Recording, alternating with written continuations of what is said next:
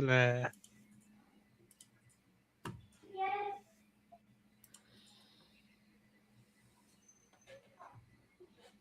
Wait on We're live. Mine says live for 10 seconds. Oh, It's live. mine just We've been started. live for like 15 seconds. Well, hey, we're here. Old man. My internet was just terrible.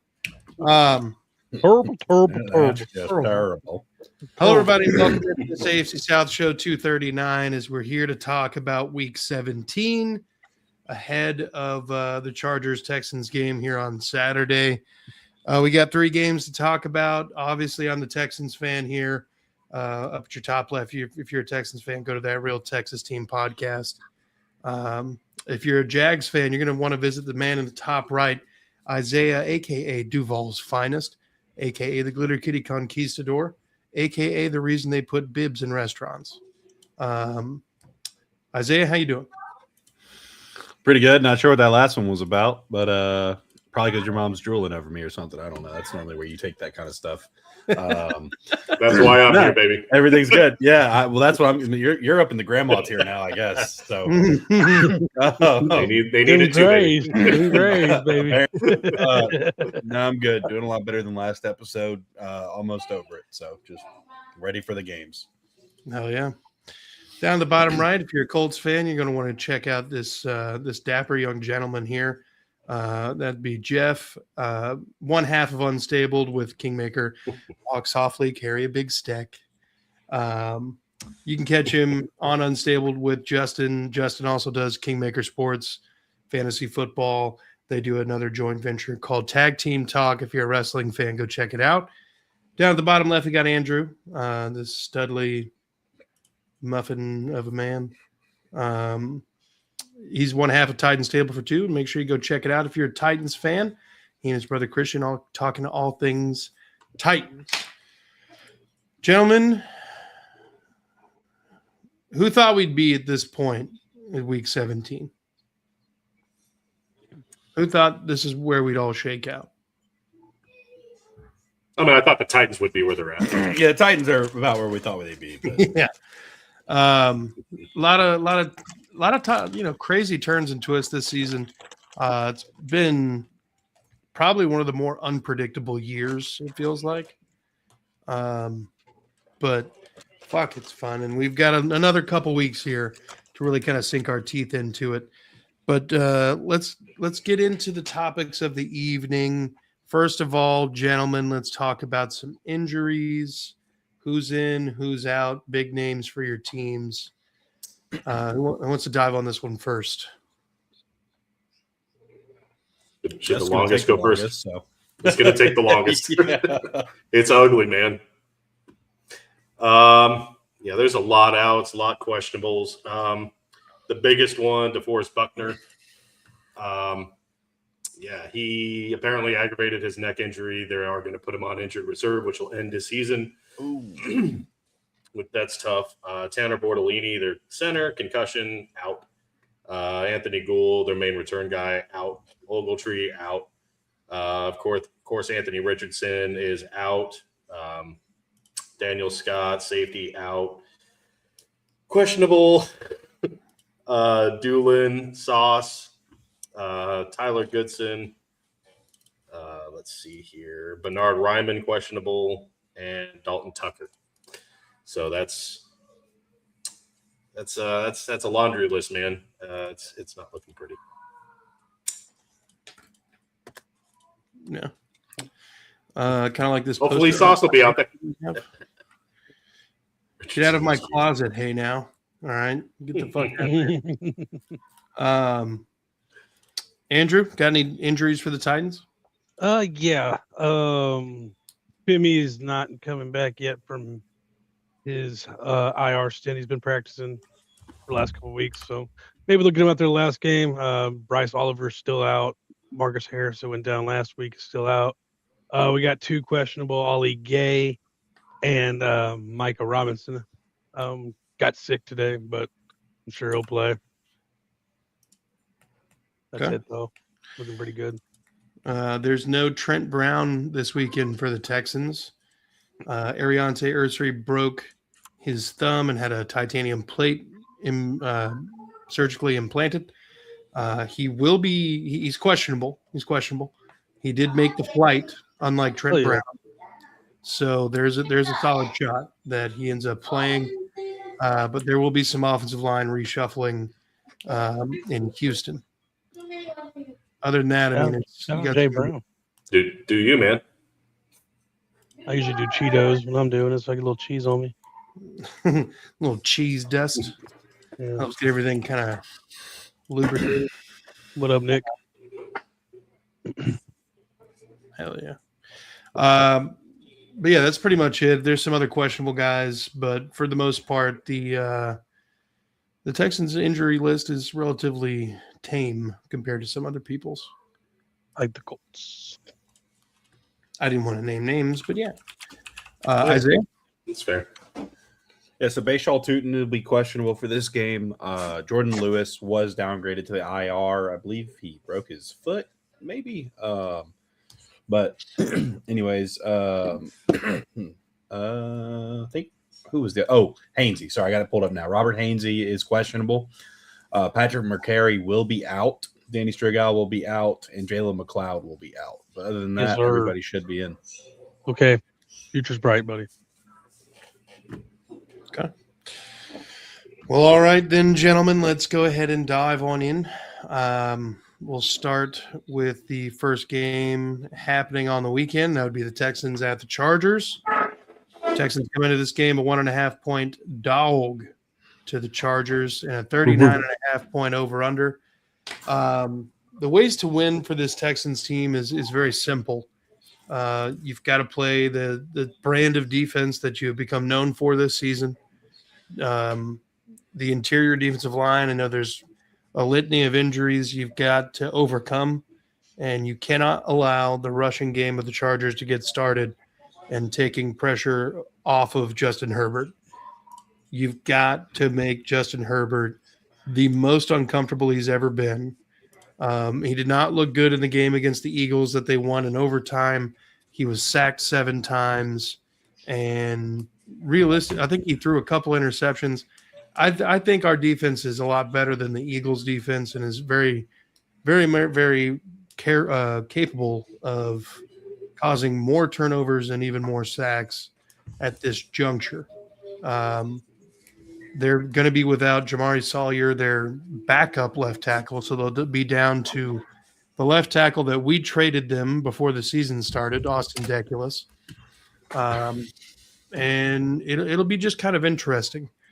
Nick Caley's going to have to play or coach his best game yet. He's going to have to get the run game going with a patchwork offensive line yet again, with Woody Marks and Jahar Jordan and Nick Chubb as kind of a three-headed thing there. You got to get the ball moving on offense. You cannot be stagnant. This is a great Chargers team. Their defense is all of what they've got. I feel like if you can win half the time against the Chargers defense and then just your defense does its fucking job, you should do very, very well. There's probably some things to be gleaned from the way that the Jaguars thoroughly dismantled the Chargers a few weeks ago. So I would be watching that film and trying to diagnose what the Jags did so correctly that we can learn from. We do have Aziz coming back this week. He did not play last week, and that was a big impact. Without him, we had a lot of dudes in coverage, linebackers who should not have been in coverage, that got thoroughly exploited. Henry Toto. If the Texans win this game, it's 1,000% because the defense came to play, and we had another Kansas City Chiefs level performance. Maybe even Buffalo Bills level performance from them. And then the offense just plays just enough complimentary ball to let us get out of there with a low scoring win. I like the over under here at 39.5. I'm probably going under. Yeah, I could see this game being like, again, 20-10 Houston if they were to pull it out. We'll write that down. But Write that down. We got some comments to get to before I open it up to you guys. Robert says it's brighter than the Colts in reference to fellow Titans fan here. It's been a rough one. We got some Duval commenters. A lot of them. Texans win 118-2. And they scored that many points all year. Yeah. Easy, but the Titans offense. We're putting out 24 plus every week now. Whoa. How many did y'all put up last week? 23? That wasn't 24. That's true. Chargers That's been on true. fire since the Jags whooping, just like the Texans did for us. Yeah. They've been playing well. Biggest Chargers fan right here tomorrow night. Sorry, man. I appreciate you coming and checking us out. This is a toss-up game. Like this, it could go either way. It just depends on which quarterback is going to be able to deal with the most pressure and like deal with it successfully. As of lately, CJ Stroud has not dealt with it very great. So it's probably going to be Herbs, but we'll see. So far, D'Amico Ryan's kind of had the Chargers number. But what you guys got?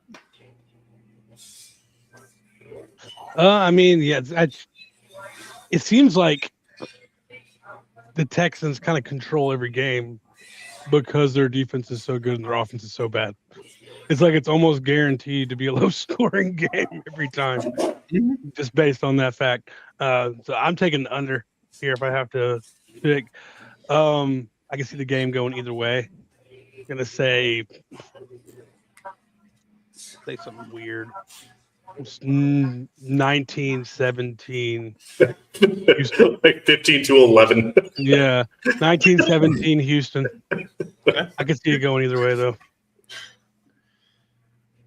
Robert says, is it Mills time? No. Miller time. Yeah, man. Even at 44, Phillip Rivers still scares me. Though having grown up watching him destroy my Jags. Huh? Yeah, so true. It's like Mike Vrabel. Mike Vrabel and D'Amico Ryans love when games go to overtime. They love it. Jeff, what are you thinking for this? I don't know, man. I mean, like y'all been saying, it's a toss up, but I think I would actually take the over, not by much at all. I have to go for the Chargers in this. Not that I think they're actually going to win, but I'm going to take the Chargers though, like 21-20, like really, really close, but just over. Okay, Isaiah. My heart says the Chargers, but my head also says the Chargers. What is your penis? My penis says the Texans. That neck on Davis Mills just says something to me.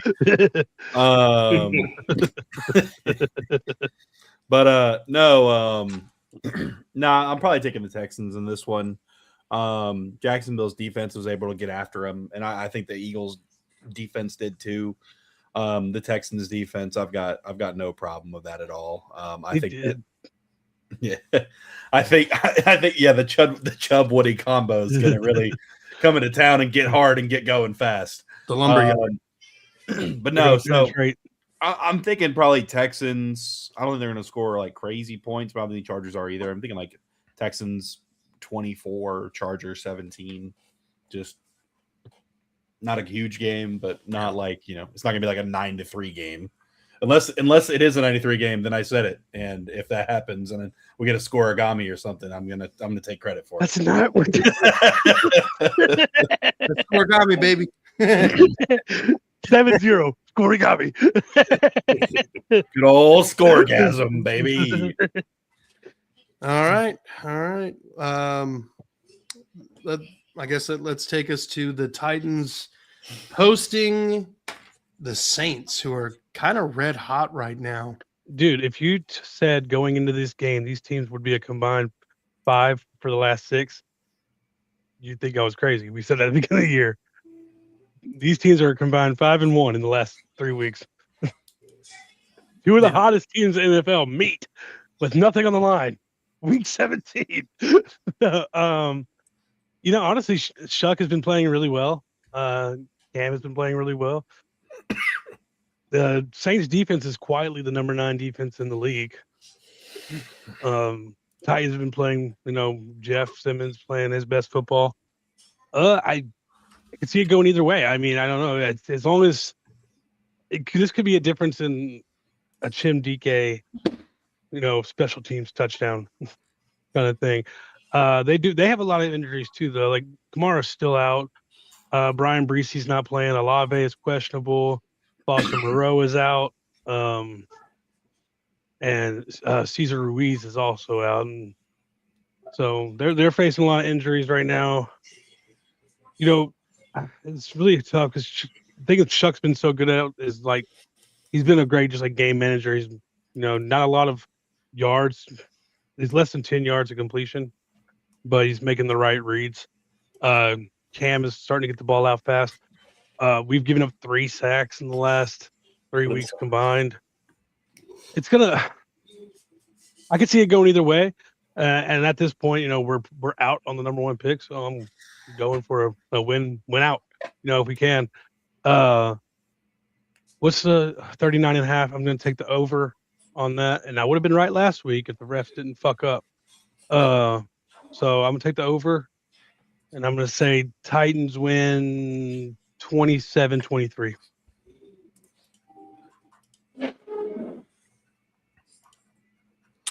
All right.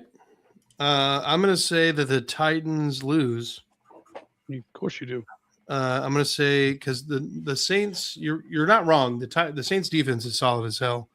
Yeah, number 9 in the league. It's crazy. I think the Saints win in what is a very competitive throughout game, 20-13. I think the Saints probably score that go-ahead touchdown late. And another kind of display of what Tyler Shuck, because he's had a couple game-winning drives lately. Yeah. I mean, the man's got some element of clutchness to him.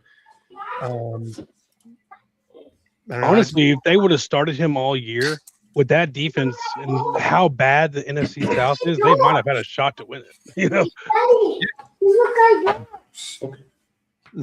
But they decided to put Spencer Rattler out there for some reason. Veterans and such, and Kellen Moore is like, I can rejuvenate any quarterback. How much is a veteran? He's been only in his second year. I would almost bet Tyler Shuck is older than him too, because he was old when he came out. Well, I mean, more than likely you're right about that. Because Tyler Shuck is like, 25 or something, nearing Social Security age or something. But 26, Tyler Shuck.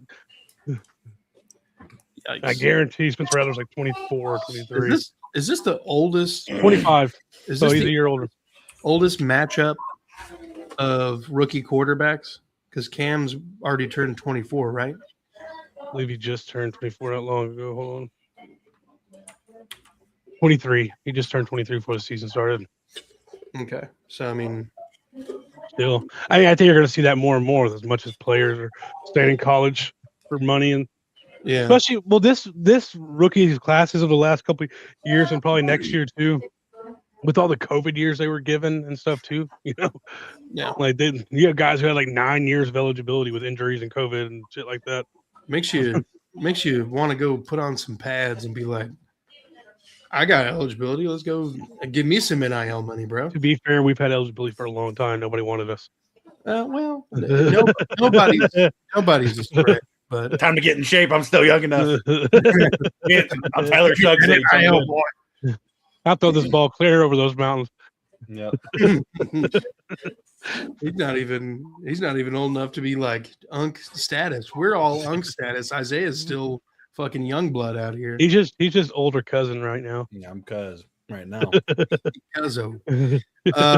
Jeff, what do you think is going on in this Titans Saints game? Who knows? All I can say, just for fantasy purposes, I do want Olave to play, and I want him to have a great day. That's all I really want. A couple touchdowns. That's all I ask. I'm not greedy, but no, both of these teams are, they're winning some football games right now. They're both, defense is looking okay, especially the Saints. So I'm going to lean towards the Saints. I'm going to say like 24-21 Saints. Okay. Isaiah? I'm gonna go like 18-14 Saints for a nice scoregami. That one might actually be one, like That might be 18 is kind of a weird score. in the literal sense. But 6 field goals. This comment, Shuck goes down and Drew Brees shows up. Hey, they're not the Colts. Tom Brady shows up to Patriots or Bucks camp. All I'm saying is, can we replace the Pro Bowl and put like old school OG flag football? I'd watch that shit. I'm just saying. I want like Peyton Manning, Tom Brady, all that. Just that'd be fun. I don't know. I wouldn't be opposed to literally just having all the old guys play. Yeah, it'd be sick as fuck. Yeah. Have the young guys be like, all right, get out there and you're gonna run a button hook. You're gonna run a foot. Have everybody play out of position too. That'd be fun as hell. All right. Let's pivot to the final game of the docket. An AFC South matchup. Jacksonville traveling to Indianapolis, where the over-under is actually closer to Phillip Rivers' age than I thought it would be. Oh, nice. So, Jeff, before you get started, I wanted to ask this question off the rip. Is there even a reason for Phillip Rivers to be in the NFL at this point? No. Insurance. Is he going to? I'm not. I mean, he's playing. He's starting. He's playing. But at this point, there's really. I mean, hey, there's like 1% chance that the Colts can make the playoffs. But yeah, there's no reason for him to be playing right now. They have Riley Leonard. He's fine. I mean, Richardson's been practicing the last couple weeks. Yeah, but he's starting. I don't know what they're trying to. Yeah, that was my bad. But I don't know, man. I think Phillip Rivers will have a good. Like he's been having a couple of good games. He at least knows how to command a line at the before the snap. He knows how to get his guys open, but He knows how to do lines. he does know how to do lines. So just like the smarts of it, I think he'll still. But I'm not saying he's going to get the Colts a win here. I want him to. I don't want to get swept by Jacksonville, but I'm not very optimistic. What is it? 4 years in a row or 3 years in a row at this point? Something like that. I've lost track. But Did y'all beat us at home last year? Colts? Yeah. They haven't won in Jacksonville in like No, 10 I'm talking about years. like your home, not ours. Oh, I don't remember, to be honest. I don't remember. It was not a memorable season for the last 9 years. It's I mean, of course I want the Colts to win, but just looking at what the 49ers did to them, it was a fun game. I mean, it was competitive. It's just they let the 49ers do whatever they wanted, and they've always let Trevor Lawrence do what he's wanted. I'm not optimistic. The Jacksonville Jaguars might hit the over on this by themselves in this game. It's just there's so many injuries. Maybe if Sauce plays, it'll kind of limit that, but I'm not optimistic about this. I just want Phillip Rivers to have another couple of good games. It'll be a fun storyline, and that's really all I expect at this point. They did beat you in Week 18 last year in overtime, 26-23. Ooh, Joe Flacco throwing for 264. yeah, if Flacco can do it, Rivers can do it. No, but I mean, it would be nice to keep the Colts playoff hopes alive. I mean, Texans lose, Jags lose. Isn't Flacco It'd like be a fun 4 years storyline ago? going to Week 18, but I don't think it's going to happen. I wanted to. I don't think it's going to. I hope they all have fun. But yeah, I'm going to say Jacksonville probably takes this one. It would be like 30-24. Okay. I'm here for it. All right, Andrew. Yeah, I mean, as long as Jacksonville keeps playing like they're playing, I wouldn't touch the spread. I think Rivers could keep it close, but I think Jacksonville wins it. We'll see. I'm gonna go 22-27 Jacksonville. Why do you always do that? You say the score backwards and it fucks me up. What's backwards? Fucking always put the backwards. higher That's what score it means. It's first. fucking Yeah. It's fucking backwards. What are you talking fucking backwards. What the fuck are you talking about? Hello, Devil Dog. I'm saying it on the fly. That's why. You could It's fucking down your backwards. flag. What are you talking about? Doing good, Devil did- Dog. did How are you? Did you say hey in order of us from most liked to least liked, or I feel like I would have been last. That's why I'm asking. I thought we were boys, Double Dog. I thought we were boys. Yeah, I just assuming. I was assumed wondering. but no, I mean this is a game that Jacksonville, if they continue to play how they've been playing, we should just roll through the Colts no problem, especially with their injury list. If they were healthy, of course, we'd be having a completely different conversation right now. But I mean, overall, I just think that Jacksonville needs to go in and take care of business like they should. And we have we have a really good chance here with the Texans playing a semi-competent opponent to potentially take that full step into the lead for the division. And then we could potentially rest our starters versus Tennessee week 18. But it all depends on what the Texans do. So it's going to be an interesting week. But I think Jacksonville takes this one for like 42-17. I don't think it's going to be close. It probably will be because it's a division game and because I don't think it's going to be, and Rivers is heating up. But hopefully we could put a little damper on that and just go out with a bang on the season. Yeah. This is me thinking about Lawrence playing. Just, getting up there. Yes, Devil Dog, it is True Mustache. I have the Jags winning this game 31-20. I think the score could get a lot more out of hand, just depending on how things go. He said Rivers legacy game. That's hilarious. 7 touchdowns, 500 yards, baby. Fucking do it, Rivers. Just all sidearms. Oh, man. And then to top it off, at the end of the game, he goes and gets his wife pregnant again. She's already had 3 more babies. Devil Dog says he has the Jags losing. That's Devil Dogs have the Jags losing every week this year. I don't think we really care what Devil Dog thinks. 0-17. I care what Devil Dog thinks. Well, that's because you two have a sexual relationship in the background. We don't know. It's been a roller coaster. It's very, very up and down. yeah. I almost got on here and was like, "Where Devil Dog bitch ass at?" There's still time. I think it's very likely that Trevor Lawrence comes out and the Jags do a thorough dismantling of the Colts, and we don't see Trevor Lawrence after like the third quarter. I think it's very, very likely. On the other hand, Phillip Rivers could throw out his hip or something.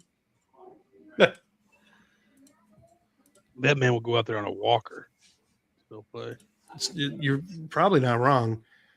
If the Colts lose and they're officially eliminated, I mean, all I'm saying Will he is play if next they week? just stick to the play sheet, if they just run the ball, keep the ball out of Lawrence's hands, that should have been the game plan all along. I fucking know Steichen's not going to do it. That's why I have no faith in this game. I can't wait I have no for them to faith in come out Steichen. and go 3 and out on 3 straight pass plays, and Jeff blows up in the group. Oh, I'm going to blow up the chat. We've already lost it. Fire Steichen right now! The chat will be alive with Jeff's anger. Fire. Yeah, who is the backup? Riley Riley. Leonard. And then the third, I think, is Who Tyler is? Warren. Riley Leonard. Oh, he's back? Yeah, he He's played a been little able last to play. week. Yeah. I thought he wasn't able to play. No, he was able to play the first week Phillip Rivers came back. They just didn't want to give the rookie all that. They were still hoping to make the playoffs. I mean, fuck I that. feel like Phillip Rivers being there is kind of like a Jeff Saturday situation. Like he's just there just to keep the ship floating. You know what I mean? Like he wasn't meant to come in and win a bunch of games. It was just to be there to get him through the season is almost what this feels like. There wasn't a big expectation to make a playoff push. Thinking about Jeff Saturday coaching Just Colts like a fever dream now. Forget about that. yeah. The only reason I can put behind it, like, why wouldn't you have the rookie Riley? I mean, he was with them all off season. Like, it's just maybe they didn't want to put him in that position, so they brought in Rivers. I don't know what the hell the Colts are doing. It's just they need to hit the reset button. Yeah, I got a question. So how do you like? They kind of went all in this year because they were 7-1, 8-2, whatever. Traded the future for Sauce, and then it kind of blew up. Like, how are we feeling right now? Like, honestly, I will never knock the trade. Where they were at, what they needed, it was the right move. I mean, even if he never plays another down, yeah, it was a bust of a trade, but at the time, it was the right move to make. So I'm never gonna. Yeah, I don't blame them for trying to go all in at that point, but now, like, the way it's ended, kind of sucks. Yeah, I mean, it's just kind of where they view. I mean, I would assume that Daniel Jones will now probably come back cheap.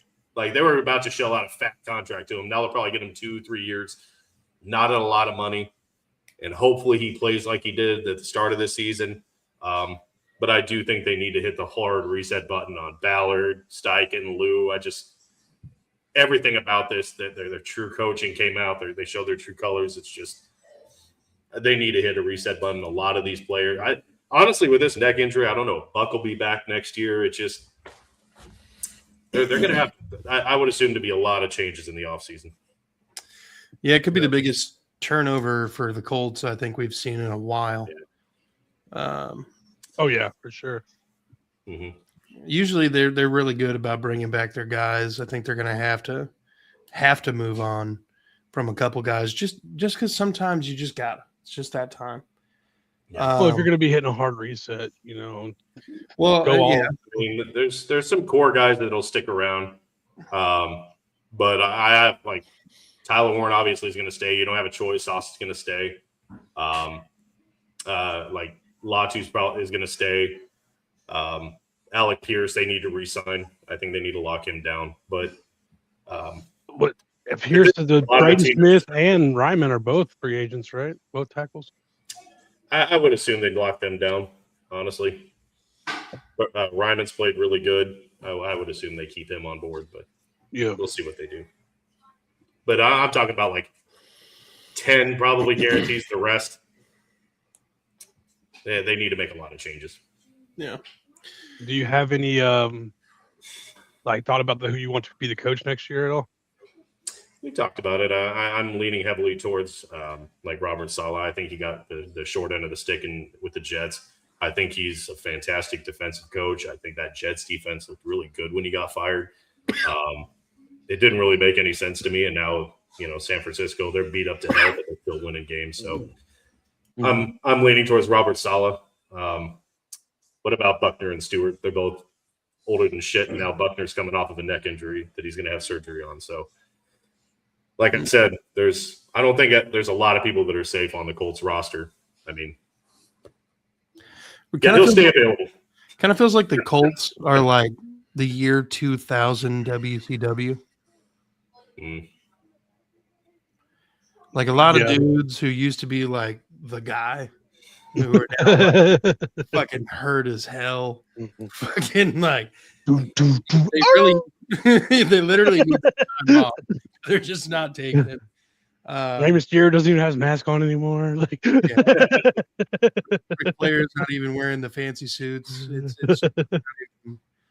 not even there you go, Coach Phillip Rivers. Just transition him into coach. Hey, now that's an idea. Dadgummit. I like Robert Saleh too. I wouldn't mind the Titans job, so I get it. I wouldn't even hate Phillip Rivers at coach just because we'll have some fucking passion on the sidelines. Mhm. Like you see how Yeah, fiery sure. he is. He's a master shit talker, but he doesn't cuss. Like it's the weirdest. Dadgummit. Like it's fun, but he's fiery. He even as a player, he's getting in the ref's face. Don't do that bull crap. Don't do that bull crap. Like, Yeah. Yeah, like, freaking yeah, at was least one it'd of be my some favorites. fire on the sideline. I wouldn't absolutely hate it. I mean, he's been coaching. Dadgummit, that was a freaking high horrible school call. I think I wouldn't actually hate it. Like I think there are better coaching candidates than Rivers, but I wouldn't hate it. Well, no. What if Robert Saleh came in as the head coach, and then he brings in Philip Rivers as the OC? There you go. I wouldn't hate it. There you go. We just solved the Colts, everybody. You're welcome. That's what I like. I was thinking about well, so knows offensive coordinator for the 49ers is Clay Kubiak. And he could go with Saleh because he's not calling plays, and the way to get it's hard to become a head coach if you're not a play calling offensive coordinator. Like that's the reason. Need an offensive coordinator to call the plays. Well, that's what I'm saying. Well, so Shanahan calls the plays. So Clay technically would probably want to go somewhere and call plays to get a head coaching job. It's hard to do a lateral move to a team that's in a position like the Colts. Like it's going to be a tough sell for the Colts right now. No 2 first-round picks the next couple of years. It's going to be a hard sell. Hey, yeah. Well, and to make a lateral move to offensive coordinator. But you'll be calling plays. Did it for Brian Callahan. No, Titans did it with Matt LaFleur. Matt LaFleur was the offensive coordinator for the Rams and became our offensive coordinator for a year, so he could actually call plays. True. Because he was underneath McVay. I wouldn't hate it. But he also hired. You were on the other end of it too, because Brian Callahan didn't call plays with Cincinnati. Yeah, don't do that. So don't hire a coordinator that doesn't call plays. Rocking a hard. Am I hiring this guy? No. No. But like if Robert Saleh was the guy and he brought Clay with him, I mean, I like the Kubiak's mind. It golf balls into that Shanahan, style offense. It's because they're all from the same shit. Yeah, it all goes way back to the Broncos in '98. Clinton Purse.